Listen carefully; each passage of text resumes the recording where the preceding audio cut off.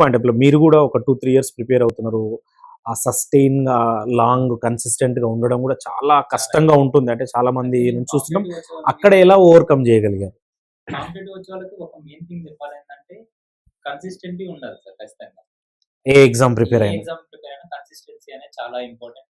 ఓపిక చాలా ఉండాలి. ఓకే. రాయగానే వస్తది అనుకోని ఎవరైతే కాంపిటేటివ్‌కి వస్తున్నారో వాళ్ళు రావద్దు. హ్మ్. చెప్పలేం సార్. అవును. మనం ఎంత నాలెడ్జ్ ఉన్నా 0.25 మార్క్స్‌తోని కూడా వెళ్ళిపోవచ్చు. ఇప్పుడు అదే అంటున్నా. ఇప్పుడు మీరు గ్రూప్ 4 ఫస్ట్ టైమ్ క్లియర్ చేసారేమో గానీ, దానికంటే ముందు ఎన్నో different different exams, exams fail అయ్యాను ఎన్నో సార్. ఇయర్స్ అవును. డిఫరెంట్ ఎగ్జామ్స్ ఫెయిల్ అవ్వడము, అవును. ప్రిపేర్ అవ్వడం ఇవన్నీ కానీ నేను కామన్‌గా. ఏనాడు ఏ ఎగ్జామ్ పోయినా కూడా నాకు ఏ ఆలోచన రాదు. నాకు వస్తది. ఓకే. ఓకే. ఇక్కడ పోయుంటది. అది మిస్టేక్‌ని ఓవర్‌కమ్ చేస్తే ఇంకోటొస్తది. హ్మ్. మేబీ ఒకళ్ళకి ఫస్ట్ అటెంప్ట్ రావచ్చు, సెకండ్ అటెంప్ట్ రావచ్చు. నీ గోల్ కాంపిటేటివ్ ఎగ్జామ్ అయితే మాత్రం డెఫినెట్‌గా అదొచ్చే వరకు ఉంటా అని కాన్ఫిడెంట్‌గా ఉంటేనే రావాలి.